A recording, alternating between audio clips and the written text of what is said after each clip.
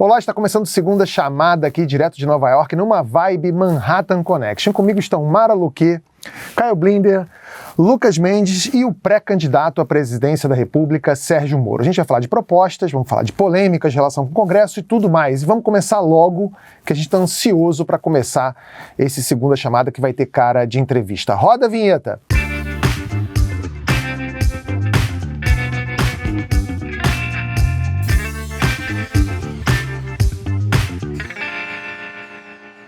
Bom, a conversa sobre eleição já começou faz um tempinho e 2022 vai ser ainda pior porque a gente vai ter uma Copa do Mundo, mas ela nem vai servir para interromper, né? Porque a Copa do Mundo vai ser no Catar e vai ser só em novembro. Então, o ano que vem vai ser monotemático. Então, a eleição vai ser o tema de 2022. E, Sérgio Moro, você tem uma missão árdua pela frente, porque nunca aconteceu, nunca antes na história daquele país, já que a gente está nos Estados Unidos, alguém que estava em terceiro lugar nas pesquisas venceu uma eleição. Você que oscila ali entre a terceira e a quarta posição, dependendo da pesquisa, como é que você espera fazer para virar esse jogo pela primeira vez no Brasil da democracia? Tá, Beth, nós estamos bastante longe ainda da eleição, faltam 10 meses, pelo menos. A ideia é simplesmente falar a verdade, apresentar o projeto, conversar com as pessoas, fazer as propostas em relação às quais nós entendemos que conseguimos aí fazer o país avançar. É falar a verdade, basicamente. Eu acho que tem muito espaço. Uma das razões que eu acabei escolhendo colocar o meu nome à disposição foi que eu falava com todo mundo e parecia não que a gente estava indo para uma eleição, mas sim para uma espécie de funeral, na qual o brasileiro ia escolher apenas a cor do caixão. Então tem muita gente querendo alternativas. E eu entendo que eu posso ser uma dessas alternativas. Ô Moro, você apareceu em pesquisas com 18 pontos. Você está com 9, 10, por aí. Qual foi o tropeço? Houve um tropeço? Não, eu nunca me coloquei como candidato quando tinham essas pesquisas lá atrás. Isso é quando eu estava dentro do governo. Então ali a minha ação era relacionada ao que eu fazia no governo. Eu entrei no governo para, por exemplo, não, você está falando de 2020. Não, 18 sim, mas foi exatamente antes de eu sair ali do governo. E naquela época, minha preocupação nunca foi a eleição. Minha preocupação era fazer a coisa certa dentro do governo. E aí chegou uma situação, que eu até falo brincando às vezes, mas é uma coisa muito séria, que eu tinha que escolher. Ou eu fico no governo como cúmplice de coisa errada, ou eu saio e viro alvo. Eu preferi virar alvo. Aí por isso houve, né, um pouco de queda, de ataque e tal, mas eu não vou deixar de fazer a coisa certa para ficar no governo lá fazendo coisa errada e ficar com 18%. Então isso não era uma preocupação minha naquele momento. Ministro, eu te chamo de ministro, de Moro, de pré-candidato, de juiz, excelência, como é que eu te chamo? Eu falo até brincando, né, que eu tô com problema de identidade. O pessoal fala assim, ex-juiz, ex-ministro e pré-candidato. Ou seja, não sou nada atualmente. Está num vácuo. Mas pode chamar de Moro, Sérgio. Eu não tenho nenhuma predileção por esses títulos. Chama de Sérgio Mário, que foi assim que o pessoal aqui embaixo identificou ele na etiquetinha quando subiu no edifício, escreveram Sérgio Mário, não foi? Parece nome de jogador de futebol, né? É Sérgio Mário. Eu ia pedir para retificar, mas tinha uma piada envolvida ali, daí eu preferia não retificar. Essa piada nem vale a pena mais. Não, né? É muito antiga. Quando eu estava na TV Globo, no Globo News em Pauta, eu lembro que uma vez, num dos programas, a discussão era assim, quem é a pessoa que o brasileiro mais acredita neste momento, mais confia e tal? E foi unânime o teu nome. Uhum. Na época você era juiz, dizia que não ia ser candidato, e o país inteiro assim, via todo esse trabalho da Lava Jato. Agora, eu tenho conversado com pessoas assim que te tinham em altíssima conta e que se sentem traídos depois da Vaza Jato. Eles falam assim, olha, todo mundo que ele colocou na cadeia está saindo porque o processo foi errado, porque havia conversas com o Ministério Público, tomou atitudes que um juiz não poderia tomar. O que você... Assim, mas as pessoas se sentem traídas por você. Antigos eleitores que confiavam em você. Eleitores não, porque não sabiam que você viria a ser coisa, mas tinham você em altíssima conta. Naquele momento, se você se candidatasse, você certamente, provavelmente estaria eleito. Tamanha a unanimidade que tinha. Agora eles se sentem traídos por conta das denúncias da Vaza Jato. O que você diria para essas pessoas? Mas acho que tem uma percepção aí errada, mas tudo bem, a gente vai esclarecer e tenho esclarecido tudo. Inclusive, escrevi um livro para explicar tudo o que aconteceu. Vamos colocar coisas em pratos limpos. A Petrobras, ela foi roubada durante o governo do PT. As pessoas que foram processadas, aí você tinha PT, PMDB, PTB, vários partidos ali foram processados porque receberam suborno. Quem foi processado que não recebeu suborno foi quem pagou suborno. Então a gente teve um grande avanço ali no combate à corrupção. O que teve depois é uma reação de um sistema que quer impunidade da grande corrupção. Então esses casos estão sendo anulados, não é por conta daquele negócio lá de vaza-jato ou coisa parecida, não. É o pessoal que quer a volta da impunidade da grande corrupção. Alguma coisa saiu ali que diz que teve prova fraudada, que teve prova escondida, que algum inocente foi absolvido? Não tem nada disso. Você não fez nada errado? Não fez. Na verdade, eu tenho um grande orgulho do trabalho que foi feito na Operação Lava Jato, porque a gente tem uma tradição de impunidade da grande corrupção no país. A gente viu todos aqueles escândalos, Lucas, desde lá de trás, ainda no governo militar, depois da redemocratização. Teve o caso do Mensalão, que foi um ponto fora da curva, como se diz. Depois veio a Lava Jato, que quebrou o sistema da impunidade. E o Brasil estava sendo elogiado por isso.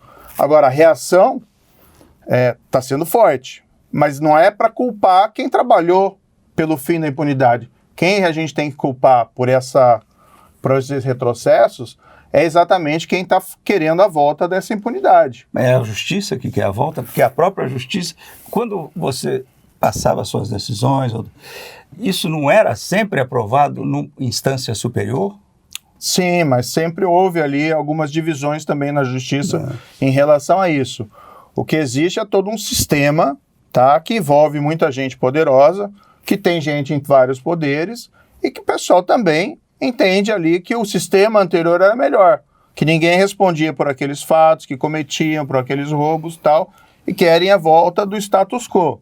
O que eu acredito? Que se você for perguntar para o brasileiro, para a brasileira, o que você quer? Quem roubou o cofre público? Quem roubou a Petrobras? Quem roubou lá a eletronuclear? Quem roubou tudo isso? Quem quer roubar agora? Tem o pessoal que quer continuar roubando agora.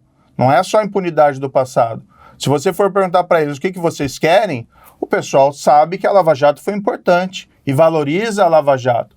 O que você tem é um discurso de desconstrução que é absolutamente equivocado e é utilizado por esse pessoal que quer impunidade.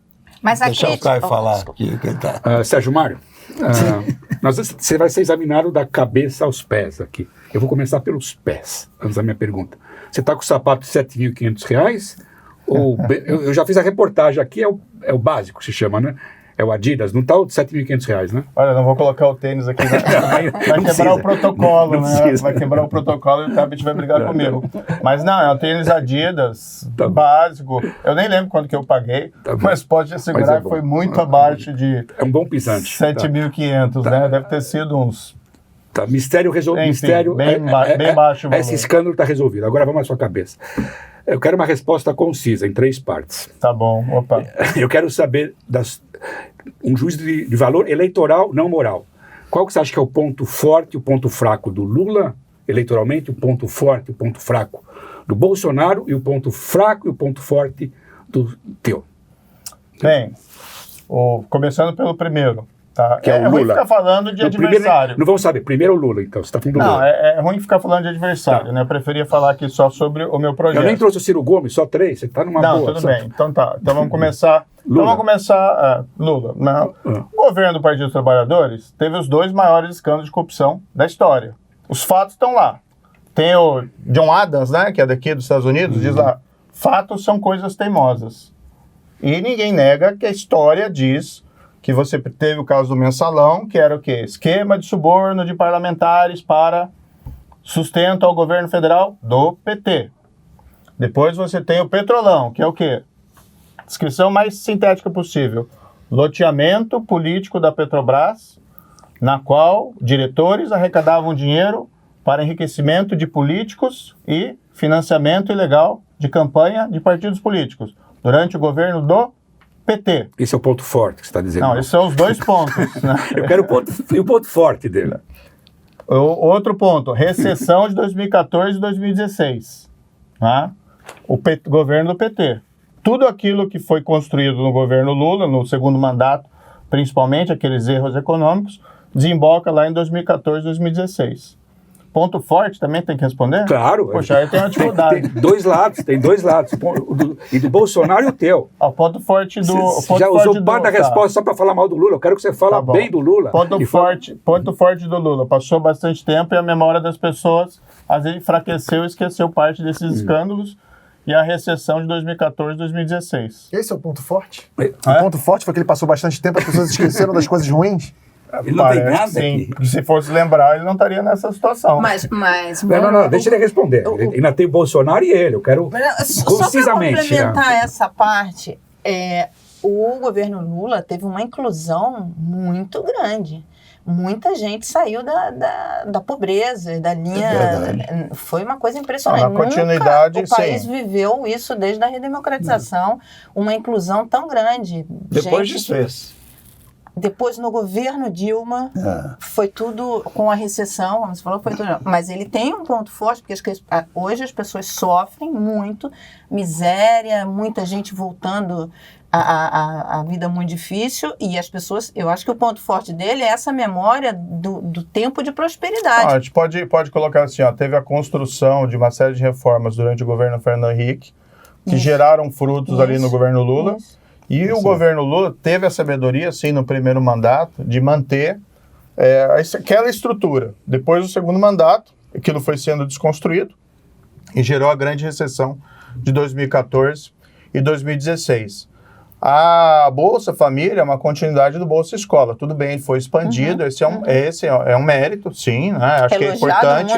É importante, mas é algo que assim, a gente tem que evoluir para isso, porque as pessoas querem principalmente, o que é importante para as pessoas escaparem dessa armadilha da pobreza, principalmente, para deixarem de ser dependentes também do Estado. É política de emprego, é fomento da economia. Então, assim, essas políticas de transferência de renda são importantes, são relevantes, devem ser continuadas, não há nenhuma dúvida quanto a isso, mas a gente precisa mais do que isso para permitir que as pessoas escapem dessa armadilha. Às vezes uma pessoa precisa ter um tratamento de saúde para ela ter a capacitação para trabalhar, às vezes é um treinamento profissional, às vezes é uma oportunidade educacional. Então a gente precisa ter um ambiente de crescimento econômico. E se você for avaliar o governo do PT nessa perspectiva, o final dele é trágico, mesmo do ponto de vista da economia. Nos jogou numa recessão e até hoje nós não recuperamos sequer aqueles números pré-recessão. Então o Brasil vinha num momento que ele poderia ter aproveitado, dando um grande salto de desenvolvimento, e tudo deu errado no final. Você lembra as minhas perguntas? Desculpa, não, agora é o Bolsonaro. O Bolsonaro é a mesma coisa. O Bolsonaro, primeiro, ele é o principal responsável pelo desmantelamento do combate à corrupção. Tudo bem, tribunais, Congresso não ajudaram, mas se o país vai mal... tribunais supremos, inclusive. Eu respeito muito o Supremo, tem bons ministros lá. O presidente, o ministro Fux, é uma pessoa excelente. Agora, o Supremo proferiu, parte do Supremo, algumas decisões que enfraqueceram o combate da corrupção. Mas, assim, quem que é o responsável quando o país vai mal? É o presidente, é a liderança. Não existe essa do país tá mal, mas o presidente é ótimo. Não, o país tá mal porque o presidente é ruim. Aí, primeiro, né? Transgressões éticas, desmantelou o combate à corrupção. Aí você tem a questão lá de rachadinha, aí você tem orçamento secreto. E o que ele está nos entregando? Recessão, desemprego, fome, dificuldades. Então, assim, esses são os dois pontos negativos. E o ponto forte é que ele rouba seu eleitorado. O ponto forte dele acho que o governo dele está chegando ao fim. Então, essa é a parte positiva do governo do presidente Bolsonaro. E o ponto fraco do Moro, do Sérgio Mário? Eu não devia ter falado isso, jogando contra aqui, né? Tudo bem. Olha, a gente está começando, então a gente está construindo um programa para falar com as pessoas ficam insistindo, mas só fala sobre corrupção. Não, eu tenho falado sobre todos esses assuntos, chamei um grande economista brasileiro, que a gente precisa recuperar no equilíbrio macroeconômico para a gente começar a crescer. São as condições necessárias para a gente começar a crescer. A gente tem falado nas reformas, na reforma tributária, reforma administrativa. A gente precisa acabar com esse negócio de reeleição, afinal de contas. A gente precisa acabar com aqueles privilégios, tipo foro privilegiado. Então, o ponto fraco que eu diria é que precisa falar mais sobre esses temas, né, para falar para as pessoas o que é o nosso projeto. Para as pessoas não ficarem pensando que a gente vai falar só sobre combate à corrupção, que é importante, que eu tenho dito, está no meu DNA, o combate à corrupção, mas a gente tem que ir além disso. Moro, você estava falando sobre essa sabotagem que aconteceu em cima das investigações e, inclusive, falou aí, né, que tribunais foram responsáveis por isso, por esse desmantelamento. O STF disse que você foi um juiz parcial no julgamento do ex-presidente Lula. Você concorda com o STF ou você acha que o STF ainda tem muitos ministros respeitáveis e que... Porque me parece um contrassenso. O STF é legal ou o STF não é legal? Não, tá, Beth, aí é uma questão muito simples. A gente tem que respeitar as instituições. O que a gente tem visto pelo governo atual, esse ataque sistemático às instituições. Isso eu não concordo.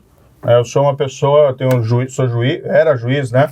22 anos, o apego à lei, às instituições, só assim a gente avança.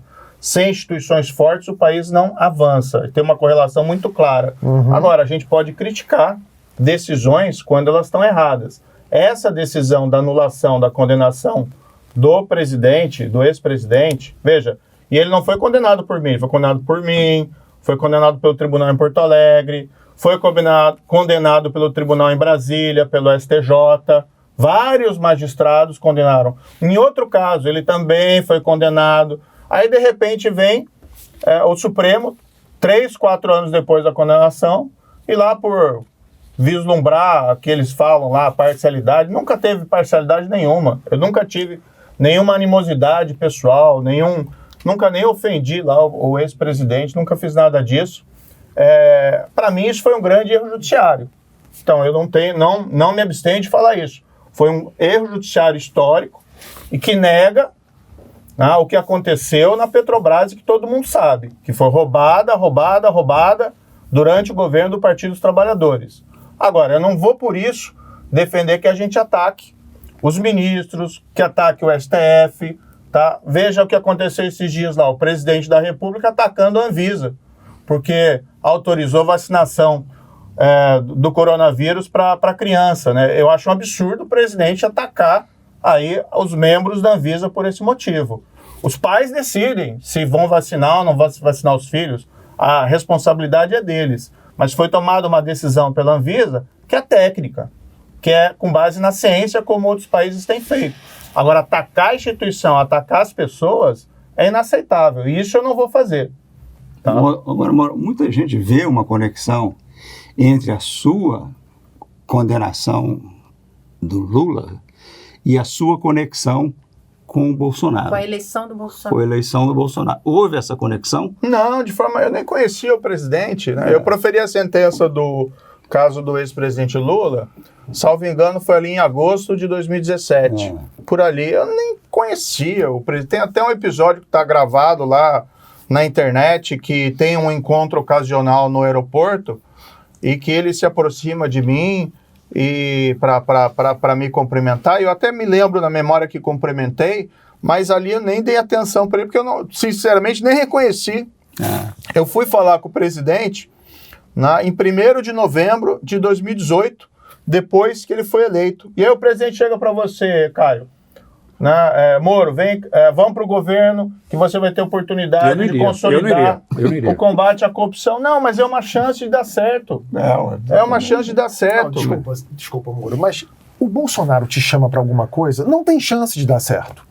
Ele tinha acabado de ser eleito. A gente não pode olhar hoje, a gente tem que voltar o nosso relógio. Mas ele era político, mas ele era deputado há 30 anos. Mas veja, tinha mais de 50 milhões de brasileiros votaram nele, tinha uma esperança, tinha uma expectativa que poderia mudar de ideia. Poderia dar certo. Mas boa parte votou contra o PT e não... Ele não teria o mandato, ele teria o mandato, ninguém vai discutir que ele foi esse voto maciço, mas não é um voto nele. Mas não sabe, foi um voto sabe o que nele. muita gente me disse? Me disse assim, olha, quando você foi para o governo, eu fiquei aliviado. Porque eu sei da sua formação de apego à lei, ao rule of law, ao império da lei, e você vai servir como anteparo a esses impulsos do presidente. Eu também me via dessa forma, como uma espécie de proteção ali contra essas iniciativas, contra esses arroubos. Tanto que aconteceu, eu fiquei, né, e resisti até o último minuto. Quando chegou aquele momento, que era aquela opção, você fica e vira cúmplice, ou você sai e vira alvo. Eu prefiro sair e virar alvo. Mas eu fiquei ali e eu nunca traí os meus princípios ali dentro do governo. Meus princípios não, princípios que são da população brasileira. Combate à corrupção, apego à lei, às instituições. Ou seja, eu não traí ali ninguém, entendeu? Então eu tinha essa função também dentro do governo. Eu achava que era importante, tá? Porque se tem uma chance de dar certo, bem, vamos tentar. Ô, Moro, eu queria mudar um pouco o assunto agora de corrupção para a economia. A gente recebeu muitas perguntas da audiência em relação às suas propostas econômicas. Isso até vale para a resposta lá para o Caio, né? Tem que falar mais sobre esses outros assuntos. Porque assim, você chamou o Afonso Celso Pastore, que realmente é muito reconhecido no mercado, mas na economia, não só no mercado. Quando a gente fala mercado, o Tabet até brinca. Mas você não pode repetir, porque nós já vimos o que deu a sentença do posto Ipiranga. Quer dizer, se você vai ser o presidente, qual é a sua linha econômica, qual é a sua proposta? Hoje o maior problema do país é essa trajetória de pobreza que a gente entrou, que não começou no governo Bolsonaro, a recessão começa no governo Dilma, mas o governo Bolsonaro aprofundou isso enormemente. Qual é a sua proposta? Qual é a sua linha, por exemplo, para combater o maior problema hoje, que é a inflação? Como é que você pensa que se pode combater a inflação? Você tem conversado com o Afonso Celso sobre isso? O que eu vi, Mara, que a Ultragaz vai processar o governo federal, o presidente Bolsonaro, por conta dessa história do estragar aquela propaganda que era muito boa. Mas, enfim, não, olha, eu chamei o Pastore, tá? O Pastore está coordenando um grupo, não é só ele. Nós temos um grupo. Eu não tenho revelado o nome das pessoas pelo seguinte, quando você revela, vem a imprensa em cima, não tem nada de errado em relação a isso, mas a tranquilidade um pouco que acaba. Então, eles estão planejando, né, um programa, tá? Tanto na parte de macroeconomia como em partes específicas. A gente tem feito reuniões virtuais. Então, temos falado lá sobre educação na primeira infância, política de emprego, sobre a erradicação da pobreza, combate à destruição da Amazônia, vários desses temas. Para a sua pergunta específica, inflação. A causa principal da inflação hoje é a perda da credibilidade fiscal do governo federal. Então, um ponto necessário é recuperar essa credibilidade fiscal com uma nova ancoragem. Tá? Eles destruíram agora, arrebentaram o teto de gastos para aumentar lá o Auxílio Brasil. Essa é uma parte que é importante, acho que realmente o país passa por um momento de necessidade, mas colocaram um monte de outras coisas juntos, mais emendas parlamentares e aumentaram o fundo eleitoral, que não são temas prioritários nesse momento. Então, no primeiro momento, a gente tem que recuperar essa credibilidade fiscal. E essa ancoragem viria de onde? Isso está sendo construído, porque a gente tem que avaliar se é possível você fazer isso através do teto, do restabelecimento do teto, ou se a desmoralização que eles fizeram do teto de gastos acabou tornando isso imprestável para essa finalidade. Mas o que a gente precisa fazer é colocar o crescimento, a dívida pública, tudo numa rota de trajetória que seja crível para o mercado. Essa é a condição necessária para que a gente consiga reduzir a inflação e, ao mesmo tempo, propiciar a diminuição dos juros, para revitalizar o investimento privado, tá? Que é o motor real da economia. E, claro, isso também vai diminuir o impacto na dívida pública.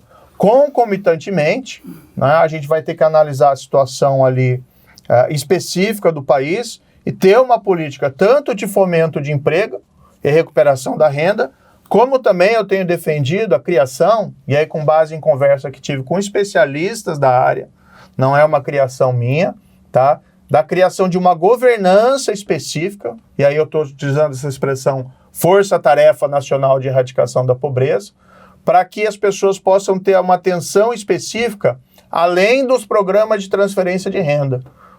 Como eu disse anteriormente, às vezes para a pessoa escapar da armadilha da pobreza, ou até mesmo uma comunidade específica, você precisa ter uma abordagem mais individualizada, mais customizada, e é possível fazer isso. Eu estou sugerindo a criação de uma agência nacional, tá? A gente fala em ANAEL, Anatel, Anvisa e tal, etc., mas seria uma agência com uma missão específica.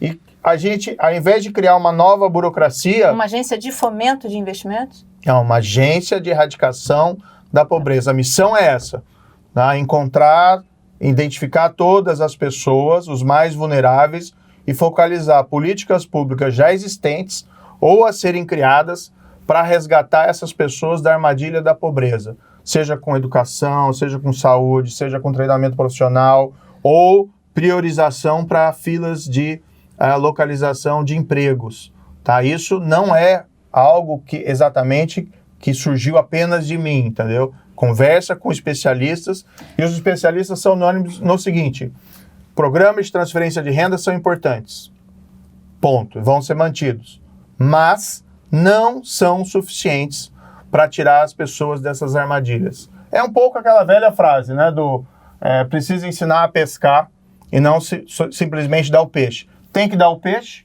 enquanto não aprende a pescar. Moro, você é candidato, vai ser candidato para um partido chamado Podemos, Isso. que é o slogan que era do Obama, Yes, we can. O Obama não pôde fazer um monte de coisa depois de um tempo, ele perdeu a maioria no Congresso e enfrentou uma oposição obstrucionista. O Brasil não tem um muro intransponível, o muro é poroso por causa do Centrão.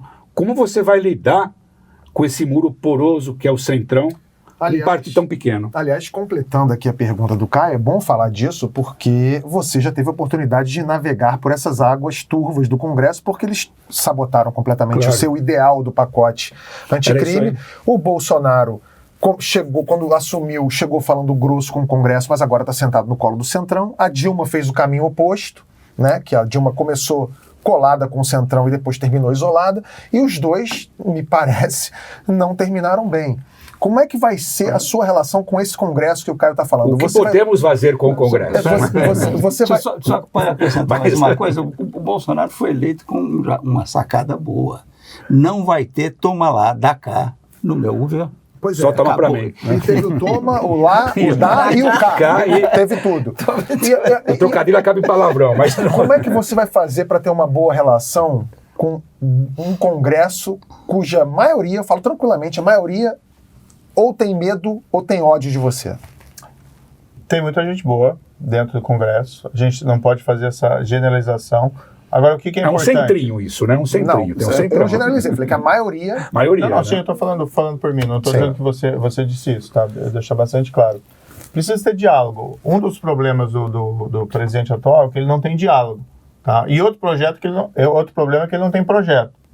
E outro problema é que ele não tem liderança. Né? Nós temos um regime... Você demorou quanto tempo para perceber isso?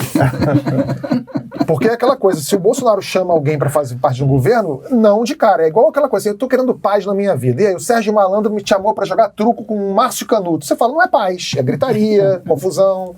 É uma hora... Mas aí é que a gente volta naquela questão, né? Tinha uma chance, é 2018. A gente não pode avaliar isso agora. Você realmente acreditou nisso ou você vislumbrava o STF? Eu acreditava nisso, como milhões de brasileiros achavam. Quando ele aceitou Lucas, está muito tempo fora da coisa. Não, mas era a minha esperança. Bolsonaro teve 30 anos. Eu acho que você não corrige nada no Brasil enquanto um governador lá do Acre rouba 800 milhões, enquanto a Prefeitura de Manaus, a Câmara Municipal de Manaus, tem 30, os vereadores querem ter 45 assessores cada um.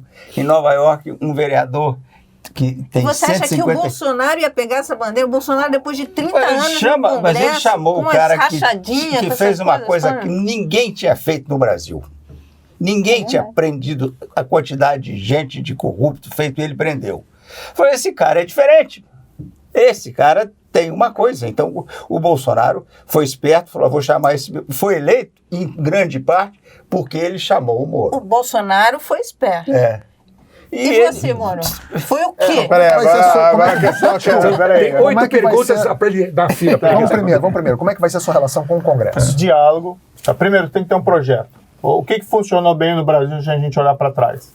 A gente tinha um período lá na década de 90, que era inflação descontrolada, hiperinflação, todo mundo estava resignado, achando, não tem que fazer, vários planos mal sucedidos. De repente você tem um plano tecnicamente bem feito, que é o plano real, mas por trás daquele plano real você tem um pacto político dos 3 principais partidos na época pela estabilização econômica, que é a condição para a prosperidade.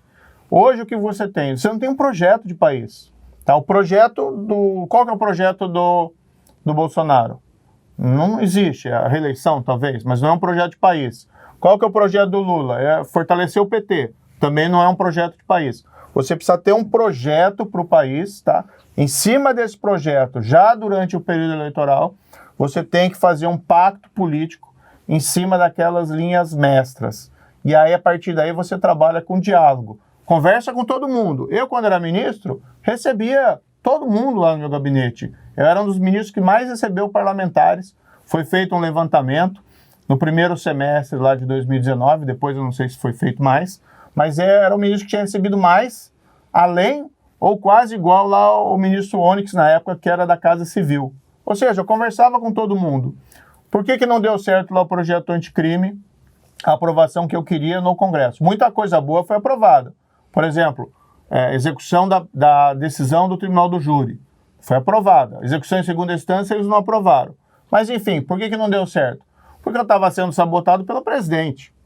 Aí, se o ministro não tem o apoio do presidente, realmente fica difícil. Mas se você tem toda a força do cargo presidencial, se você sabe utilizar isso com habilidade, e aí precisa de diálogo, e esse foi um dos grandes erros, né, do presidente atual, que ele já foi desde o início para uma postura de confronto, você consegue construir muito. Outra coisa que eu quero colocar na mesa, Tabet, desde o início, é fim da reeleição para presidente da República, em 2023, primeiro semestre. Não é começar em 2023 dizendo que eu não vou me candidatar. Não, é colocar uma emenda na mesa para acabar com a reeleição, porque isso só fez mal para o país e ainda gera esse risco de caudilho, de populista e até de tiranos, né, como a gente tem visto. Então a gente precisa ter um novo quadro, coloca isso na mesa. Desculpa, o México é assim, tem caudilho. Não tem reeleição e tem mas caudilho. Assim, a gente tem isso é um problema. Esse é o mais grave? Mas a gente qualquer democracia, pelo menos 2 mandatos. Qual o problema? Olha, veja lá, por exemplo, no Rio Grande do Sul, o Eduardo Leite assumiu desde o início dizendo que não vai ser candidato à reeleição. Isso facilitou a aprovação por ele de projetos importantes da Assembleia Legislativa do Rio Grande do Sul, que é o lugar mais polarizado, historicamente, do país do que o Rio Grande do Sul. Chimangos, Maragatos, Inter, Grêmio, tem que unificar. E uma forma de unificar é você mostrar algum desprendimento do poder. Então, uma das formas de você estabelecer esse diálogo, a grande questão, isso não resolve tudo. Não resolve tudo, mas é um passo na direção correta. Eu acho que isso é importante. Se a gente começar a dar passos na direção correta, a gente consegue andar para frente e não andar para o lado como a gente está fazendo aí há, sei lá, quanto tempo. Moro, você tem conversado com o Eduardo Leite? Eu visitei ele, né, mesmo depois das prévias, visitei ele lá no Palácio de Piratininga. Ele pode ser um vice? Olha, é muito cedo para a gente discutir essa questão de vice, na minha opinião. Mas né? Pode? Tem muita gente qualificada, ele é um dos quadros qualificados do Brasil. Eu acho que ele é um político que ele não pode ficar de lado de qualquer planejamento político para os próximos anos no Brasil. Ele precisa também se definir o que exatamente ele vai querer para o futuro dele, ou se ele vai tirar um tempo sabático, vamos dizer assim. Mas é muito cedo para a gente falar sobre essas questões de quem vai ser vice ou quem não vai ser vice. Moro, a campanha vai ser muito brutal, vai ser suja, e um candidato precisa ser duro para aguentar o rojão, e tem que ter humor também.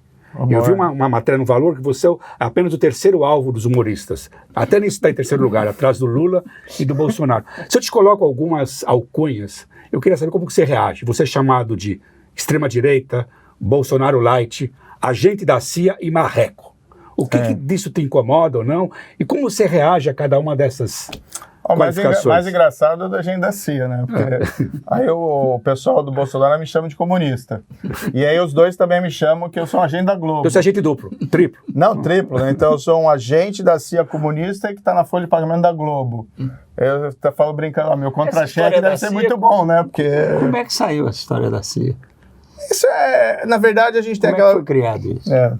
Na verdade, a gente tem aquela visão errada sobre o país, que o país vai mal há muito tempo, a gente não tem um crescimento contínuo econômico, a gente está perdendo nesse mundo global muito competitivo, a gente está perdendo posições para países que anteriormente estavam atrás de nós, o exemplo muito citado é a Coreia do Sul, tá?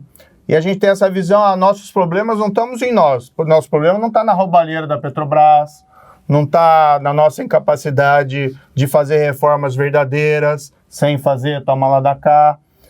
Nossos problemas estão lá fora, estão aqui nos Estados Unidos, por exemplo, pelo imperialismo norte-americano. Ou, né, se sumir os Estados Unidos do mapa, vai ser transferir essa culpa para a China ou para algum outro lugar.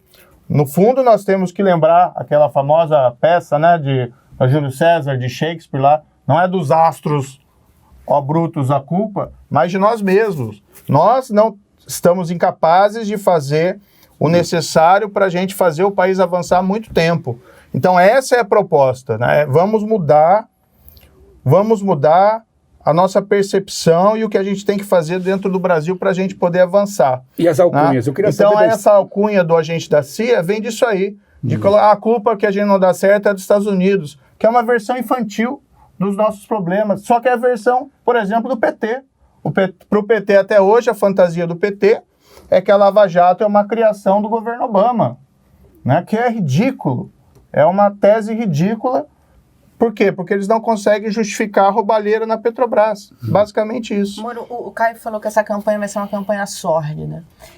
Semana passada, com a Polícia Federal indo na casa do Ciro Gomes, ele foi em vários canais de TV e falando que aquilo foi uma reação já na campanha. E no mercado financeiro também. Todo mundo falou, olha, isso daí vai mostrar como é que vai ser essa campanha. Vai ser sórdida. O que você achou disso? Você achou que foi uma violência? Eu não conheço detalhes específicos desse caso para fazer qualquer afirmação. E eu tenho o seguinte pressuposto. Eu só faço afirmações e declarações a esse respeito quando eu tenho os dados e as informações necessárias. Agora, o que aconteceu lá atrás foi que eu fiquei boa parte no governo, e aí também um pouco da sua pergunta, os últimos praticamente 6 meses do meu governo, desde que o presidente não vetou o que eu pedi para ele da lei anticrime, do projeto de lei anticrime, isso foi em dezembro de 2019, o resto ali eu fiquei para proteger a Polícia Federal de interferência. Eu até falei na época para o diretor que estava lá, falei o seguinte, olha, Valeixo, não vamos nos enganar, agora é ficar para proteger a Polícia Federal. Não por causa da Polícia Federal em si, mas que a Polícia Federal, né, se ela não tiver ali autonomia, ela pode ser um perigo para a população. Não digo que esse caso aconteceu isso. Não estou falando isso, porque eu não conheço esse caso. É porque as intenções do presidente não eram boas. Não é isso, ele falou até publicamente, ele reclamou de mim, inclusive esses dias, publicamente, dizendo que não gostava de mim porque eu não protegia ele da Receita Federal, do COAF, e o que ele falou naquela reunião da Polícia Federal também. Então, assim, eu não vou estar lá para isso. Se ele queria eu para isso, então ele se enganou muito redondamente sobre a minha natureza e que a população brasileira também esperava de mim no cargo de ministério. Tá? Mas eu não faço nenhuma afirmação porque seria leviano em relação a essa operação, em relação dessa outra pessoa aí. Do Ciro. O Moro, o Caio falou aqui sobre essa campanha que vai ser visceral, né, que vai ser bastante agressiva para todo mundo. E depois você vai querer ser presidente, também não é fácil sentar na cadeira de presidente da República, né?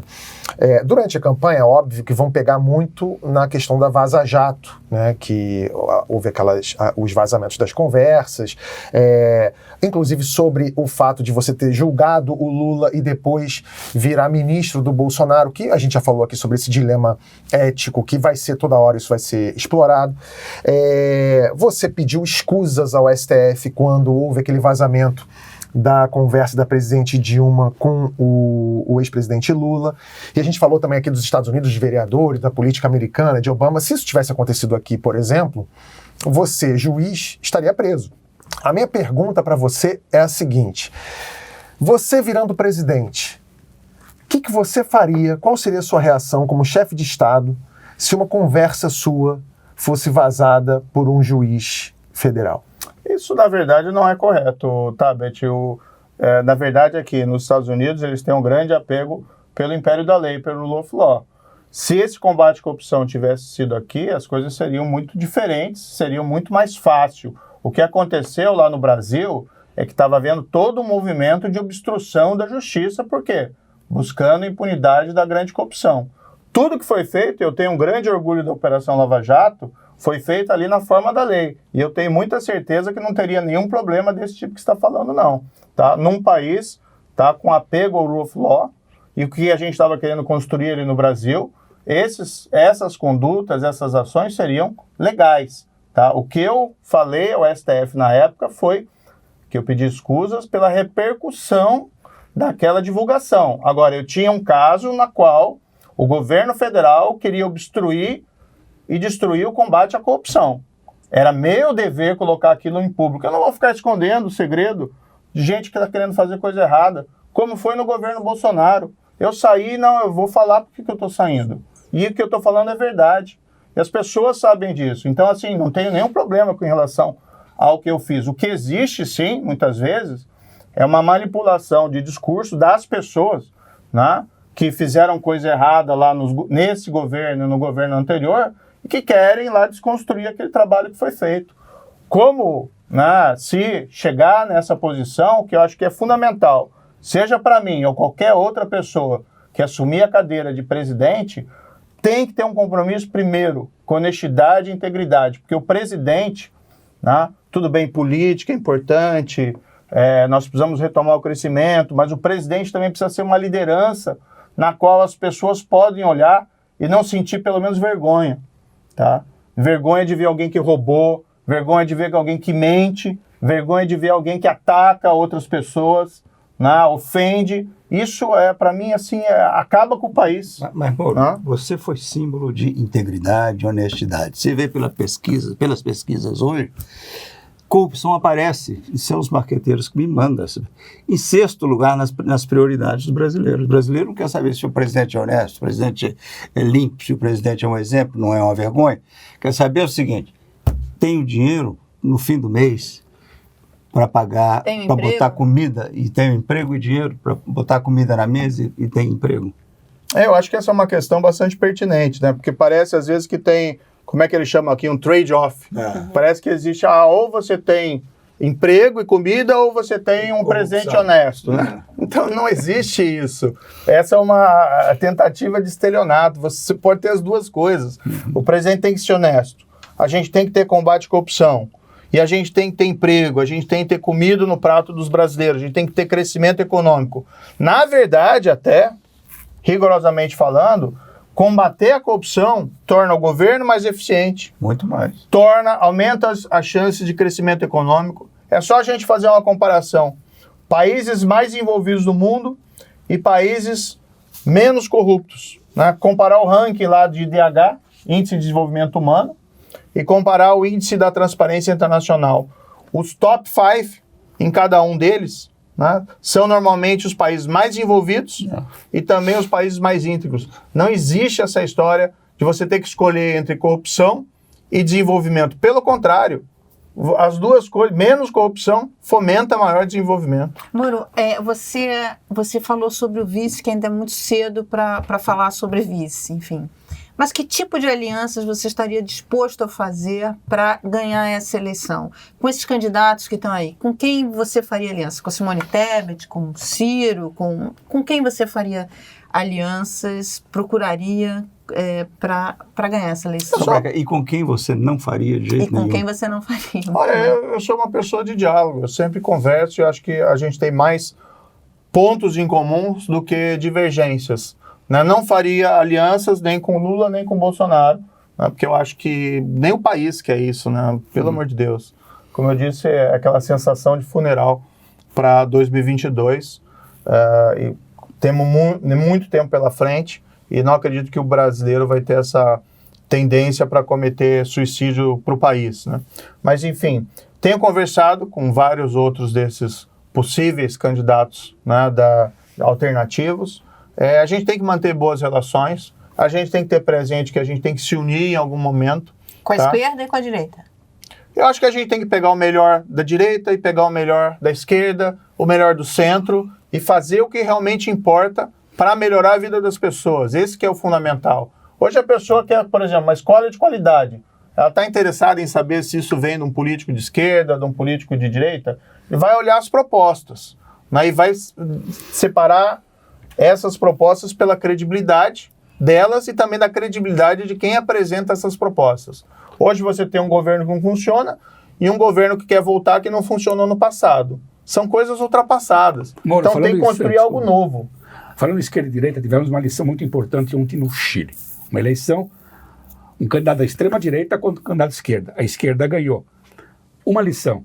Katz, candidato da extrema-direita, saudosista do Pinochet, não tem frescura. Telefonou, deu parabéns para o vencedor e disse: o Chile tem que se unir agora. Você tem medo do Bolsonaro? O que ele pode aprontar nesse processo eleitoral? Uma coisa tipo Trump, não aceitar resultado, ver com essa arenga de fraude.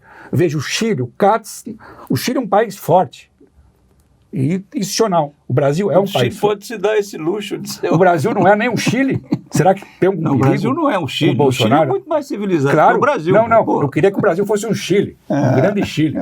O Bolsonaro pode aprontar alguma coisa ao estilo Trump? Acho que o Brasil tem instituições fortes que erram, tá? Erram bastante, tá? Mas tem instituições e tem uma democracia consolidada.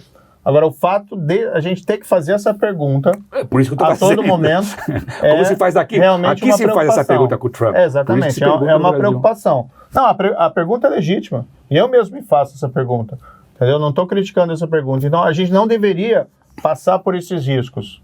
Motivo pelo qual, né, uma das propostas que acho que é fundamental para o país, tá? Pode ser que você ter só um termo para o presidente não é suficiente para resolver os problemas? Não é, evidentemente, porque até a gente tinha isso antes e o Brasil também patinava. Agora, eu acho que é fundamental a gente acabar com a reeleição para diminuir esse risco, né, de tiranos, de caudilhos, de populistas. Eu acho que o presidente atual não tem força suficiente para romper com a nossa democracia. Ele mesmo teve que recuar depois daquele fiasco lá de 7 de setembro, né? Uma data assim que é importante para o país, tão bonita da independência. Vamos ter aí os 200 anos no próximo ano e ele conseguiu fazer toda aquela lambança ali para estragar uma data comemorativa, né? Que é uma vergonha para o presidente, né? Para nós não, né? Mas enfim, tem que botar a culpa em quem é culpado. Não acho que ele tenha essa força, tá? Para isso. Mas é preocupante a gente ter que fazer essa pergunta. Eu acho que democracia, instituições, é um compromisso fundamental de todo mundo que se apresenta para alguma O que você diria para o Lula se ele ganhasse a eleição? Tua primeira declaração para o Lula. Não parto dessa hipótese. Não parto dessa hipótese, desculpe. Não, eu acho que seria uma coisa assim trágica, muito trágica para o país. E acho que a gente não pode trabalhar com essa possibilidade. Eu acho que o país flerta com o abismo, tanto com o Bolsonaro como com o Lula. Eu não quero ser dramático. O Trump tem abismo aqui também, você vê que com todo esse progresso americano, com esse dinheiro americano, a gente caiu num Trump. Nós vamos para o Chile ou para Portugal. Não, porque o Lula também flerta com o autoritarismo. Foi ele lá elogiando o Ortega, elogiando a democracia da Nicarágua. Cuba é uma perfeita democracia. Mas o governo dele foi um governo democrata. Ele sempre foi um democrata ali na condução do Olha, governo, será né? que vai ser ainda? Porque o PT não para de falar, por exemplo, coisas que são tradicionais em regimes autoritários.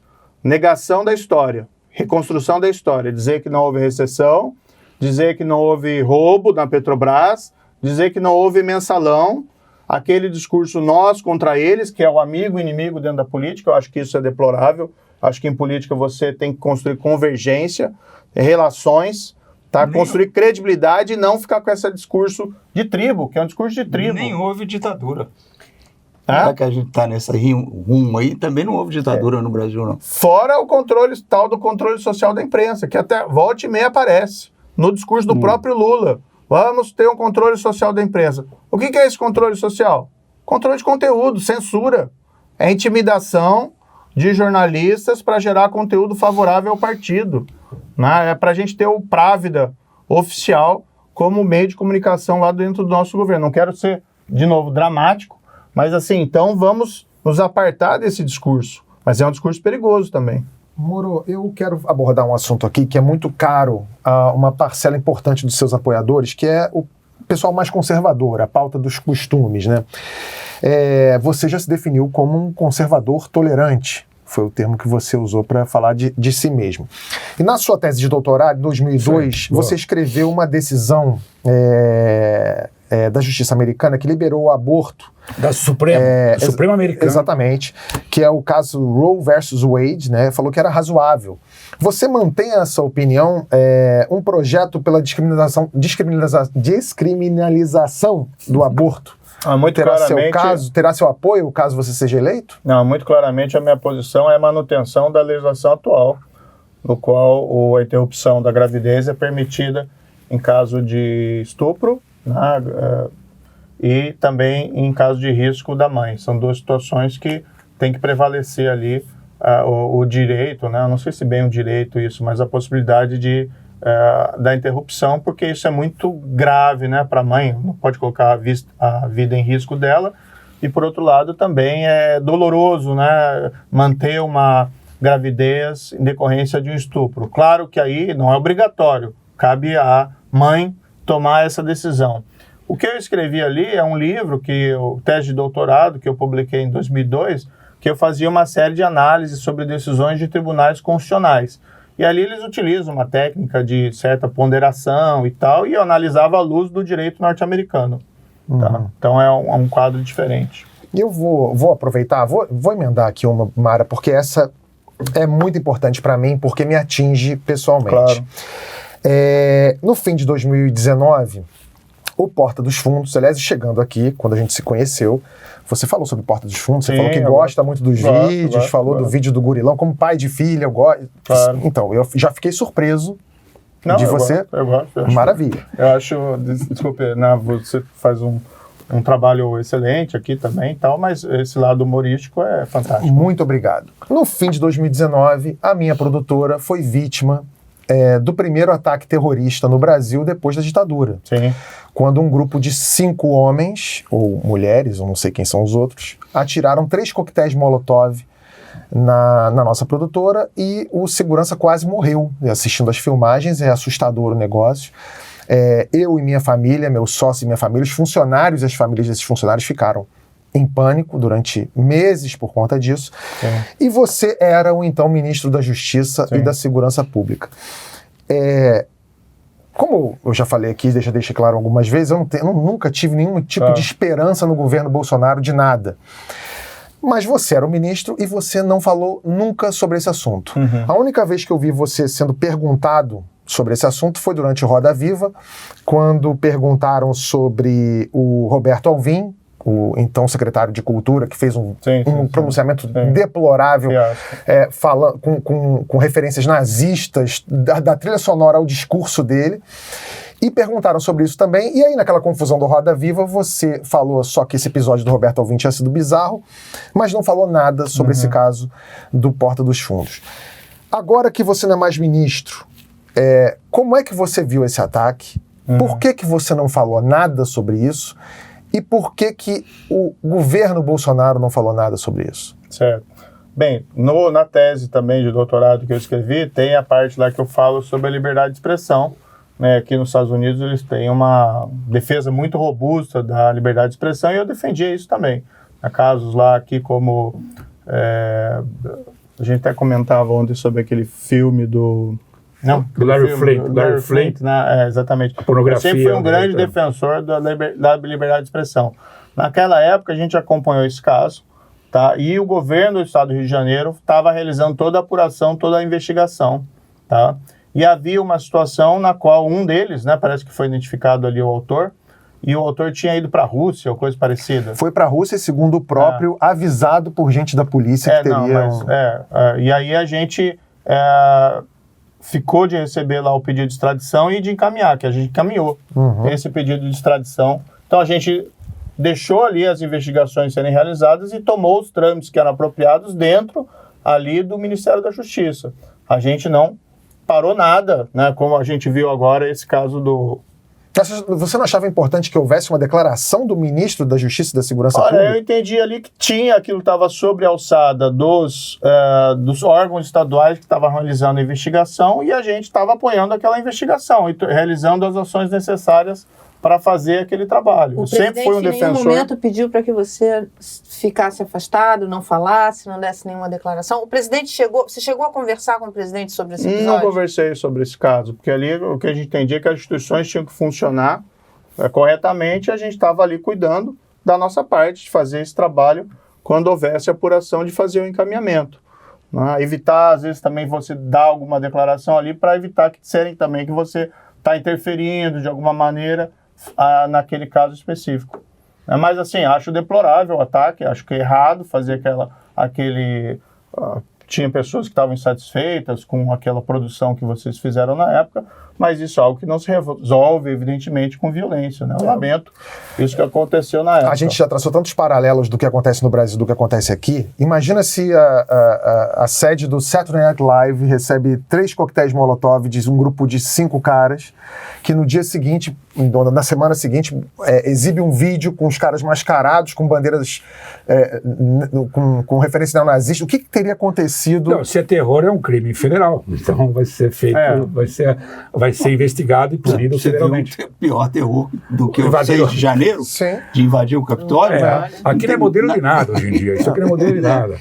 Está tudo de cabeça para baixo. Moro, eu queria talvez esses casos, né, que se pudesse discutir, uma possibilidade de a gente trazer esses casos que envolvem, vamos dizer, ataques ou violações de direitos fundamentais, no caso aqui era a liberdade de expressão, para a esfera federal, né? E aí você pode ter uma atuação mais rápida. Mas acontecia muito disso, né? Então acontecia lá casos de mortes em incidentes policiais, em invasões lá, operações em comunidades. Daí o pessoal vinha reclamar lá que se falassem coisas lá do Ministério da Justiça. Mas assim, você tem toda uma estrutura institucional para realizar essa apuração. Eu acho que você tem que interferir quando isso não está funcionando, entendeu? Se não está funcionando, então você interfere, faz lá as declarações, etc, etc. Agora você ficar toda hora lá falando coisas sobre que é de atribuição de outros órgãos, às vezes é um pouquinho complicado. Daí porque talvez o melhor seja você ter uma possibilidade de transferir esses casos desde logo para a jurisdição federal, né? E aí seria assim, a atribuição da Polícia Federal, aí você consegue fazer o necessário. Foi como teve o caso lá que envolveu aquele lamentável assassinato da Marielle, né? Teve uma investigação da Polícia Civil que não estava andando bem, né? Ainda durante o governo Temer, foi criado um grupo, né, a pedido da Procurador-Geral da República, na época, para investigar o caso Marielle, e isso foi ainda durante o meu governo. Esse caso daí eu acompanhei de perto, né, para ver o que estava acontecendo, para ver se eles estavam conseguindo resolver, e a minha proposta era trazer isso para o governo federal em definitivo. Mas aí havia uma posição da companheira dela que havia, e também dos familiares que preferia que ficassem no âmbito do governo do Estado. Eu acho até que foi um erro, mas assim, respeito à decisão. Mas é aquela história. Mas aí a gente não pôde ficar com aquele caso. Mas entendeu? é aquela história. Nesse caso aí, não tem como nem culpá-la por isso, porque isso também nós ouvimos na época do atentado à Porta dos Fundos, E faz sentido, falar assim, ó, vamos deixar isso com o pessoal do Rio, porque levar isso para o Sérgio Moro é levar isso para o Bolsonaro. Não, de forma nenhuma. Pois é, mas era o que a gente ouvia, e deve ser o que ela ouvia também. E levar para o Bolsonaro, aí vem a minha pergunta. Esse crime do Porta dos Fundos, tem ali esse Eduardo Fauzi acusado e que está lá na Rússia ainda, ele tem outros, já tem histórico, já tem ficha que existe uma relação ali meio que indireta com milícia de centro da cidade, coisa de exploração de estacionamento, alguma coisa assim. O assassinato da Marielle está no colo da milícia. E o governo Bolsonaro é um governo que flerta, para dizer o mínimo, com a milícia. O próprio presidente já deixou claro isso quando homenageia miliciano condenado, e tem gente do gabinete do filho, do sobrinho, do papagaio, do periquito. Como é que esse assunto da milícia era tratado durante seu ministério e como é que isso é visto no governo Bolsonaro? Como é que era a sua relação com o presidente na hora de lidar com os parceiros dele? Então tem que separar algumas coisas aqui. Tá. Primeiro, eu não sou Bolsonaro, sou bem diferente, tanto que eu saí do governo exatamente porque eu queria proteger a autonomia das instituições, especificamente da Polícia Federal. Tá? Eu não falei ali para culpar, né, de forma nenhuma a companheira da Marielle, mas elas tinham uma percepção que até, embora estivesse equivocada, na minha opinião, não é uma questão de culpá-la, certo? A Polícia Federal trabalhou na investigação do caso Marielle ainda durante o meu governo, começou antes, mas durante o meu governo também prosseguiu, e o que eles descobriram? Que haviam sido plantadas provas falsas na investigação da Polícia Civil, tá, para desviar dos verdadeiros possíveis culpados. Tá? Então esse foi um trabalho da Polícia Federal, em parte durante a minha gestão. Tá? E eu posso te assegurar, sim, 200%, durante o período que eu fui ministro da Justiça, não houve qualquer interferência do presidente na autonomia da Polícia Federal. Foi até a razão da minha saída. Né? Então esse caso, né, o seu caso lá, o caso da Porta dos Fundos, perdão, se fosse para a Polícia Federal, você pode ter certeza que tem uma apuração rigorosa e correta. Tanto assim que na parte que nos cabia, né, quando veio lá o pedido de extradição, a gente deu um encaminhamento, normalmente. Né, a gente não fez como agora lá que demitem todo mundo que passou perto o pedido de extradição desse outro aí que está por aí. Santos. Né? Então é diferente, a gente deixava as pessoas fazerem o trabalho delas. Agora, como ministro também, Beth, eu vou te dizer o seguinte, eu não interferia nas investigações específicas. Eu até falava brincando na época, olha, o ministro da Justiça não é um super tira.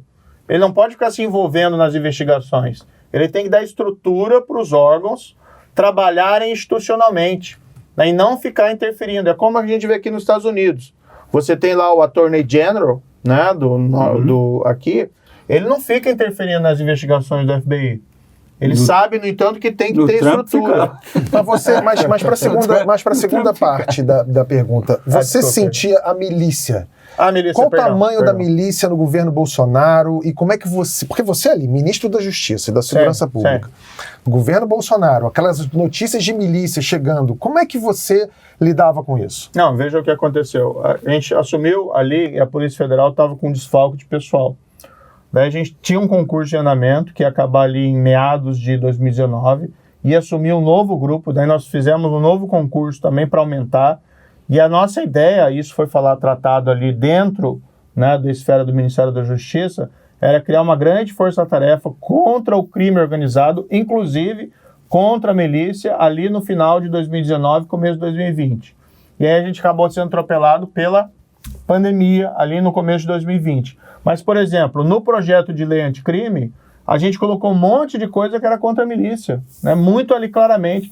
Colocamos até, a gente entendia que era pertinente, baseado na legislação da Itália, quando definir crime organizado, elencar nominalmente algumas das principais organizações. A gente propôs a PCC, Comando Vermelho, e colocamos a milícias com seus eventuais denominações específicas. A gente aprovou, isso foi aprovado no projeto de lei anticrime, mas também numa lei à parte, uma norma que diz lá do confisco de bens alargado, que é uma coisa meio técnica, mas mais assim, quem se dedica ao crime profissionalmente, tipo um Fernandinho Beiramar, um Marcola, mas também esses chefes de milícia lá do Rio de Janeiro, toda a propriedade deles identificada está sujeita ao confisco, a perda em favor do governo, porque se presume que isso veio do crime. Então a gente foi rigorosíssimo contra o crime organizado. Tá? Uma atuação mais específica ali, que a gente queria fazer através dessa força-tarefa, acabou não sendo possível. Mas a gente teve uma série de investigações pontuais, tá, da Polícia Federal envolvendo milícia na época, que levou, acho que foi aquela prisão de fugiu o nome, de um dos líderes de uma das milícias lá no Rio de Janeiro, isso ainda ali no começo de 2020. Fugiu o nome dele agora, acho que é Beco, alguma coisa, Eco, alguma coisa assim. A Polícia Federal hoje está em que estado? Tem autonomia? Está independente? Olha, eu tenho um grande apreço pela Polícia Federal, né, por todo o meu histórico. Eu falo desses casos da Lava Jato, mas eu tive vários casos envolvendo crime organizado. Eu tive processo contra o Fernandinho Beiramar. A gente teve processo contra o líder do cartel de Juárez, que não sei como foi parar lá no Brasil. Até naquela esteira da sua pergunta, que a eleição, né, a campanha vai ser muito dura. Mas a gente tem um histórico, né, de embates difíceis, que não é só Lava Jato, mas vem de muito antes. Agora, apesar desse apreço que eu tenho à Polícia Federal, a Polícia Federal de hoje não é mesmo da Operação Lava Jato. Né? Você tem operações, por exemplo, de investigação contra a corrupção, que não tem a mesma dimensão que tinha no passado.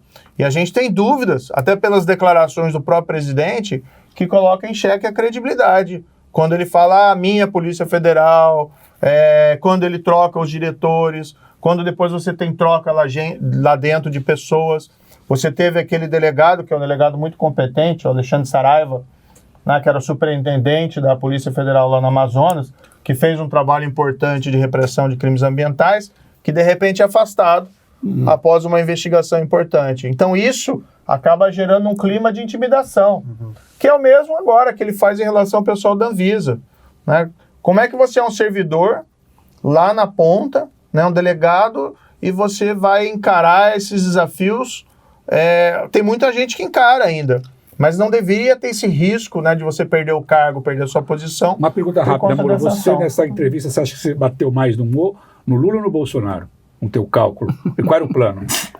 Olha, o plano era responder as perguntas 30% do Lula e 70%. A gente vai estar caminhando para o fim, mas eu queria te fazer um pedido antes. Tá. Você falou uma coisa aqui muito importante, quer dizer, você falou, olha, o brasileiro parece que está caminhando para carregar um caixão assim, ou assado, parece um funeral, parece que as eleições já estão dadas entre o Bolsonaro e o Lula. Não, eu não falei que estão dadas, não. Tá? Eu falei que é um equívoco pensar isso. Então, exatamente. Pelo contrário, pelo amor de Deus.